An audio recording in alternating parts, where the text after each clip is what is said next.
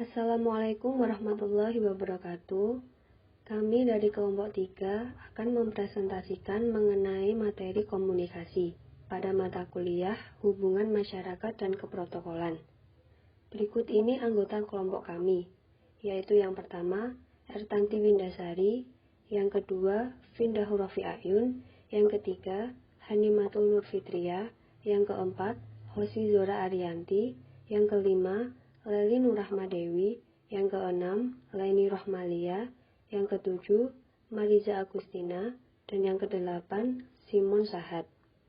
Berikut ini poin-poin yang akan kita bahas, yaitu yang pertama, teori komunikasi, yang kedua, aspek yang perlu diperhatikan dalam berkomunikasi, yang ketiga, media komunikasi, yang keempat, komponen berkomunikasi, yang kelima, komunikasi dalam public relation, yang keenam, tugas public relation dalam bidang komunikasi.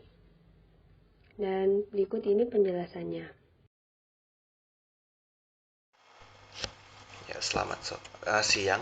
Nama saya Simon Sahat Marto Pardede. Saya dari kelompok 3 untuk mata kuliah Hubungan Masyarakat dan Keprotokolan, mata kuliah Pak Muhammad Janki. Saya akan memenuhi tugas kelompok saya yang bertemakan komunikasi, dan saya mendapatkan bagian untuk menjelaskan tentang teori komunikasi itu apa. Nah, yang pertama, saya akan menjelaskan kalau teori komunikasi itu. Sebelum memulai untuk menjelaskannya, saya sudah merangkum tentang teori komunikasi dari dasarnya. Nah, dasarnya itu ada 3. Nah, pertama, untuk mengetahui teori komunikasi kita harus mengerti dasarnya dulu. Yang pertama ada aliran dasar dari aliran pendekatan saintifik. Nah, saya akan menjelaskan pendekatan saintifik itu adalah berlaku untuk kalangan masyarakat menurut pandangan ilmu yang diasosiasikan dengan objektivitas. Yang dimaksud di sini adalah objektivitas yang menekankan prinsip standarisasi, observasi, dan konsistensi. Landasan filosofinya adalah bahwa dunia ini pada dasarnya mempunyai bentuk dan struktur. Ciri utama lainnya dari kelompok pendekatan adalah pemisahan tegas tentang noun atau objek, dan knower atau subjek. Nah, di sini bentuk metode penelitian yang lazim biasanya digunakan untuk pendekatan saintifik ini, alirannya yang pertama adalah metode eksperimen. Nah, suatu percobaan terhadap objek yang ditelitinya. Nah, yang kedua adalah aliran pendekatan humanistik. Dalam konteks ilmu-ilmu sosial, salah satu bentuk metode penelitian lazim digunakan dari aliran humanistik, yaitu partisipasi observasi. Nah, metode ini si peneliti dalam mengamati sikap dan perilaku orang-orang yang diteliti, membaur dan ditelitinya. Nah, pendekatan humanistik ini seperti kita melakukan pendekatan seperti langsung kepada orangnya. Nah, yang ketiga ada pendekatan social science atau pendekatan ilmu-ilmu sosial. Nah, pendekatan ilmu sosial itu merupakan metode yang diterapkan banyak diantaranya diambil dari ilmu alam. Nah, yang menjadi objek studi dalam ilmu pengetahuan sosial ini adalah kehidupan manusia. Untuk memahami tingkah laku manusia diperlukan pengamatan yang cermat dan akurat. Untuk jelas bahwa pengamatan harus dilakukan secara subjektif. Nah, mungkin agar hasilnya berlaku umum, tidak bersifat kasus. Nah, dan kata lain, para ahli ilmu sosial mengenai hasil temuan pengamatannya, meskipun kesepakatan konsensus yang dicapai tersebut sifatnya relatif, aliran pendekatan ilmu sosial ini memiliki batasan. Nah, batasannya itu harus ada faktor-faktor waktu, situasi, dan kondisi tertentu. Nah, dari penjelasan saya yang tiga faktor tadi, pendekatan tadi, nah semuanya dirangkum dan disimpulkan menjadi dari ketiga pandangan tersebut dapat disimpulkan bahwa teori komunikasi adalah merupakan konsepsionalis atau penjelasan logis tentang fenomena peristiwa komunikasi yang dimaksud seperti yang dimaksud oleh Berger dan Cave, mencakup produksi, proses, pengaruh dari sistem-sistem tanda dan lambang yang terjadi dalam kehidupan manusia. Nah, karena kita ada baiknya untuk mengetahui dasarnya supaya kita mengerti apa yang dimaksud dengan teori komunikasi itu. Assalamualaikum warahmatullahi wabarakatuh. Perkenalkan, nama saya Zizora Arianti. Saya dari jurusan manajemen Prodi PADP Offering N. Di sini saya akan menjelaskan tentang aspek-aspek komunikasi yang efektif. Nah, di sini ada 5 aspek yang kalian harus penuhi untuk berkomunikasi secara efektif. Yang pertama yaitu kejelasan. Bahasa maupun informasi yang disampaikan harus jelas. Dalam kehidupan kita sehari-hari, seringkali kita mendengar ucapan-ucapan seperti ini. Masalahnya, intinya belum dianu. Apa yang dimaksudkan dengan ini dan anu akan lebih mudah dipahami maknanya bila misalnya kata ini diganti dengan buku dan kata anu diganti dengan beri. Jadi kalimatnya akan berbunyi, masalahnya bukunya belum diberikan. Seperti itu. Yang kedua, ketetapan. Bahasa dan informasi yang disampaikan harus betul-betul akurat atau tepat. Bahasa yang digunakan harus sesuai dengan informasi yang disampaikan, harus benar. Benar di sini artinya bahwa sesuai dengan apa yang sesungguhnya ingin disampaikan. Bisa saja informasi yang disampaikan belum pasti keberadaannya, tetapi apa yang kita sampaikan adalah benar-benar apa yang kita ketahui. Itulah yang dimaksud dengan akurasi di sini. Yang ketiga adalah konteks. Bahasa dan informasi yang disampaikan harus sesuai dengan keadaan dan lingkungan di mana komunikasi itu terjadi. Bisa saja kita menggunakan bahasa dan akurasi yang tepat, tetapi karena konteksnya tidak tepat, reaksi yang kita dapatkan tidak sesuai dengan yang kita harapkan. Contohnya, sepulang dari kantor, seorang suami berkata pada istrinya, "Dindaku, tolong Kanda diberikan segelas air nan jernih, Kanda haus sekali." Dari segi kejelasan dan keakuratan, bahasa dan informasi tidak ada masalah, tetapi konteksnya tidak tepat. Sehingga reaksi sang istri mungkin tidak segera mengambilkan air, melainkan bertanya tentang keadaan suami terlebih dahulu. Assalamualaikum warahmatullahi wabarakatuh. Nama saya Leni Rohmalia. Di sini saya akan melanjutkan menjelaskan penjelasan yang telah dijelaskan oleh teman saya sebelumnya mengenai aspek-aspek komunikasi yang efektif. Sebelumnya teman saya sudah menjelaskan 3 poin aspek yang pertama, dan di sini saya akan melanjutkannya pada 2 aspek poin terakhir. Langsung saja kita bahas di poin aspek yang keempat, yaitu alur. Aspek alur ini sering kita sebut dengan kata flow. Nah, maksudnya di sini itu adalah keruntutan alur bahasa dan informasi sangat bermakna penting ketika menjalin komunikasi yang efektif. Contohnya, sewaktu meminjam uang. Ketika meminjam uang, orang-orang otomatis akan menceritakan kesulitan-kesulitan yang terjadi terlebih dahulu, baru nanti akan menceritakan maksud dari peminjaman uang. Nah, di sini bisa dikatakan bahwa alur bahasa dan informasi itu memiliki kaitan satu sama dengan lain, urut, dan sehingga menjalin komunikasi yang efektif. Kemudian untuk aspek yang kelima, itu adalah aspek budaya. Aspek budaya ini sering kita sebut dengan kata kultur. Nah, maksud dari aspek ini adalah aspek ini tidak hanya menekankan pada isi informasi dan bahasa, akan tetapi tentang tata krama dan juga moral etika itu sangat perlu diperhatikan. Misalkan, ketika kita berada di budaya Sunda, bersalaman menggunakan satu tangan itu dianggap menyalahi aturan budaya mereka. Karena hal tersebut mereka menganggap bersalaman menggunakan satu tangan dirasa kurang sopan. Berbeda halnya ketika kita berada di etnis budaya kita sendiri, hal seperti ini sudah menjadi hal yang biasa. Jadi intinya, ketika kita sedang berada di budaya lain, budaya yang sedikit berbeda dengan budaya kita harus bisa menghargai, menempatkan, dan menyesuaikan serta melakukan budaya tersebut dengan baik.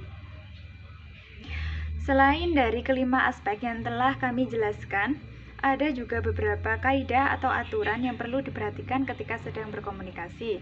Nah, misalkan adalah seperti komunikator harus mampu menempatkan diri pada situasi dan kondisi yang sedang terjadi. Ketika seseorang sedang berkomunikasi, harus mampu mendengar dan siap menerima apapun itu, entah kritikan, masukan, saran dari orang lain dengan sikap baik dan positif tanpa memberikan respon yang negatif. Kemudian tentang media. Tentang media maksudnya di sini adalah pesan yang diterima oleh penerima pesan itu harus jelas dan bisa dipahami. Jadi, contohnya adalah seperti ketika sedang berkomunikasi lewat telepon, suara atau isi pesannya kurang dapat dipahami karena sinyal jaringannya putus-putus. Ada juga contoh lain seperti mikrofon. Mikrofon yang mendengung, maka isi pesan yang disampaikan itu juga kurang dapat dipahami.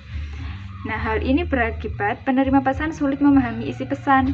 Selain itu, juga tidak direspon. Pemberi pesan juga tidak akan didengarkan oleh si penerima pesan. Jadi intinya media yang digunakan dalam penyampaian komunikasi informasi itu sangat perlu diperhatikan karena menyangkut pada penerimaan isi pesan informasi. Kemudian yang terakhir ada sikap rendah hati dan mau mendengarkan orang lain. Nah, di sini bersumber dari karakter penanaman diri dari diri sendiri. Ketika seseorang dapat memahami, dapat menghargai satu dengan yang lain, maka di situ akan terjalin komunikasi yang baik juga. Intinya aspek ini atau kaidah ini berkaitan dengan penanaman diri sendiri. Mungkin cukup ini saja yang dapat saya jelaskan. Selanjutnya akan dijelaskan oleh teman saya. Terima kasih. Wassalamualaikum warahmatullahi wabarakatuh.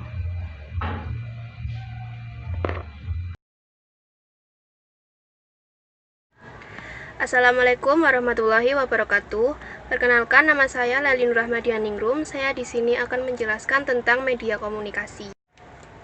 Media komunikasi adalah suatu sarana prasarana atau alat yang digunakan dalam menyampaikan suatu informasi. Yang pertama ada media komunikasi antarpersonal atau mengirim informasi dari satu pihak ke pihak lain.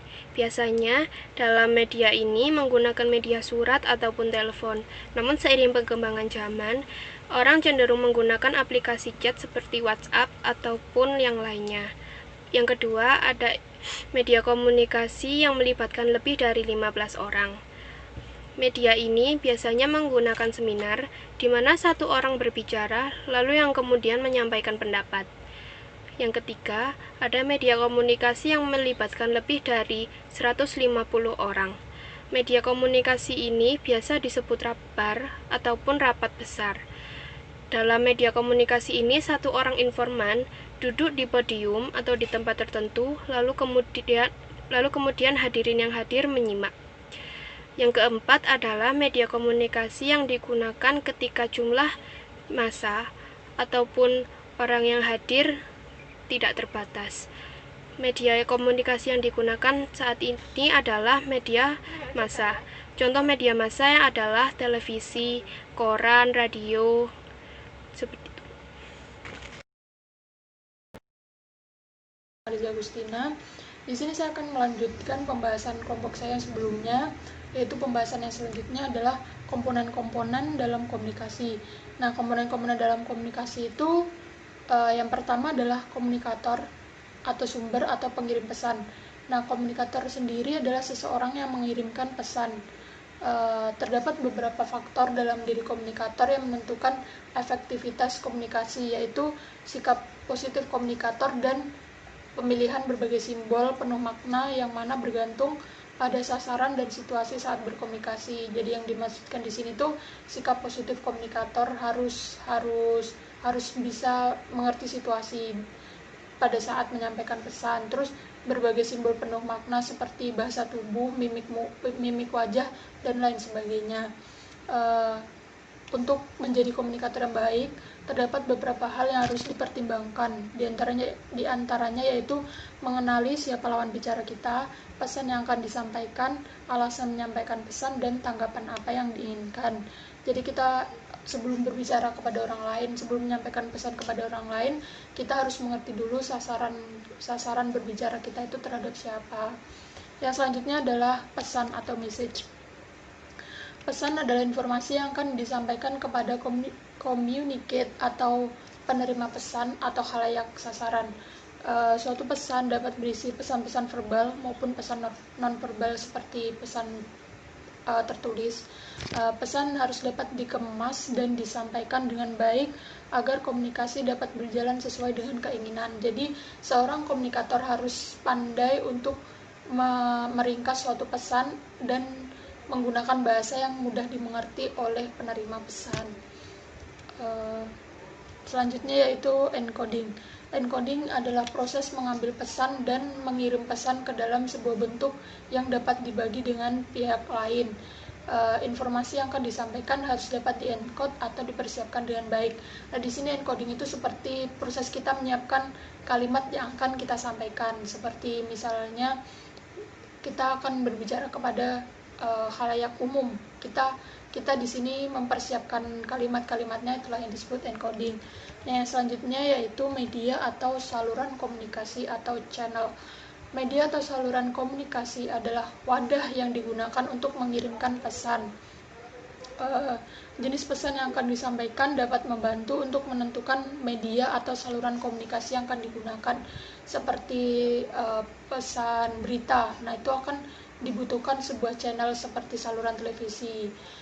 Yang termasuk ke dalam media atau saluran komunikasi adalah kata-kata yang diucapkan, kata-kata yang tercetak, media elektronik, atau petunjuk nonverbal.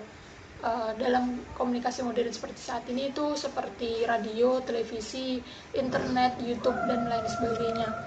Yang selanjutnya adalah decoding. Tadi ada encoding, sekarang decoding. Nah, decoding itu terjadi ketika penerima pesan menerima pesan yang telah dikirimkan. Di sini dibutuhkan keterampilan komunikasi untuk melakukan decode sebuah pesan dengan baik, kemampuan membaca secara menyeluruh, mendengarkan secara efektif, atau menanyakan atau mengkonfirmasi ketika dibutuhkan. Apabila terdapat kelemahan dalam decoding, maka yang dapat dilakukan sebagai komunikator adalah dengan memberikan informasi tambahan yang bersifat menjelaskan atau mengklarifikasi. Nah, di sini decoding itu sama seperti encoding, cuman bedanya di sini decoding itu proses yang dilakukan oleh penerima pesan, yang tadi oleh komunikator, di sini adalah oleh communicate. Nah, selanjutnya yaitu communicate atau penerima pesan. Komunikasi tidak akan terjadi tanpa kehadiran penerima pesan. Ketika penerima pesan menerima sebuah pesan, maka ia akan menafsirkan pesan dan memberikan makna terhadap pesan yang diterima. Komunikasi dapat dikatakan berhasil manakala penerima pesan menerima pesan sesuai dengan apa yang diinginkan oleh komunikator. Yang selanjutnya adalah umpan balik atau feedback. Feedback adalah balasan yang diberikan oleh penerima pesan sebagai bentuk bahwa pesan telah tersampaikan dengan baik, sehingga penerima pesan mengerti maksud dan tujuan dari pesan tersebut. Ini adalah respon balik. Terus yang selanjutnya adalah konteks. Nah, konteks dalam komunikasi ini adalah situasi di mana komunikasi terjadi. Konteks dapat berupa lingkungan di mana komunikator dan communicate berada, budaya organisasi, dan berbagai unsur atau elemen seperti hubungan antara komunikator dan communicate. Sebuah konteks dapat membantu menentukan gaya berkomunikasi terhadap lawan bicara. Nah, di sini contohnya seperti misalnya kita berbicara dalam sebuah forum. Nah, itu konteksnya adalah forum tersebut. Di sini forum ini bisa seperti kayak menentukan gaya bicara kita sebaiknya bagaimana pada saat berbicara di dalam forum tersebut. Nah, yang selanjutnya adalah gangguan atau noise. Dalam proses komunikasi, gangguan atau intervensi dalam proses encode atau decode dapat mengurangi kejelasan komunikasi, mengganggu dalam proses penerimaan, penafsiran, atau penyediaan umpan balik tentang sebuah pesan. Nah, gangguan itu dapat berupa gangguan fisik seperti suara yang sangat keras, perilaku yang tidak biasa, dan gangguan dapat berupa gangguan mental juga seperti gangguan psikologis atau gangguan semantik. Nah, yang selanjutnya adalah efek. Efek dalam proses komunikasi adalah pengaruh atau dampak yang ditimbulkan komunikasi yang dapat berupa sikap atau tingkah laku penerima pesan. Komunikasi dapat dikatakan berhasil apabila sikap serta tingkah laku penerima pesan sesuai dengan apa yang komunikator inginkan.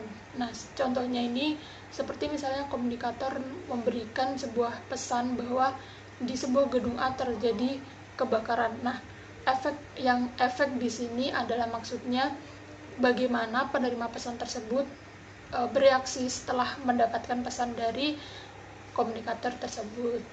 Nah, sekian penjelasan dari saya. Selanjutnya akan dijelaskan oleh rekan saya. Terima kasih. Wabarakatuh.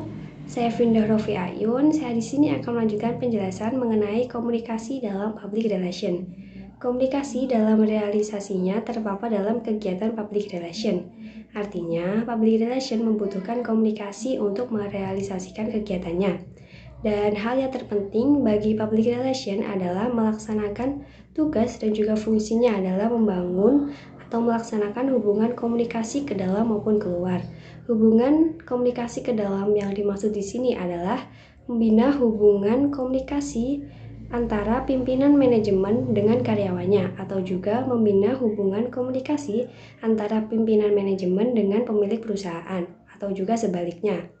Kemudian, komunikasi keluar yang dimaksud di sini adalah membina hubungan komunikasi antara perusahaan atau organisasi dengan masyarakat sebagai publiknya. Dan bentuk komunikasi ini biasa disebut dengan two-way communication, yaitu komunikasi yang di dalamnya terjadi timbal balik atau saling merespon satu sama lain. Seorang praktisi humas atau public relation mutlak mempunyai keterampilan dalam menguasai dan memahami komponen-komponen dalam berkomunikasi, yaitu seperti yang sudah disebutkan teman saya sebelumnya, seperti source, message, channel, dan juga efek. Keberhasilan dari sebuah organisasi salah satunya ditentukan oleh bagaimana organisasi atau perusahaan mampu berkomunikasi dengan publiknya.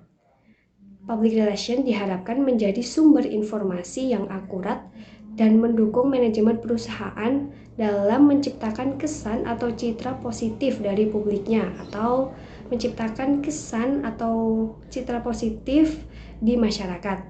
Seperti itu. Sekian presentasi dari saya. Kurang lebihnya saya mohon maaf. Selanjutnya akan dilanjutkan oleh teman saya. Terima kasih. Assalamualaikum warahmatullahi wabarakatuh.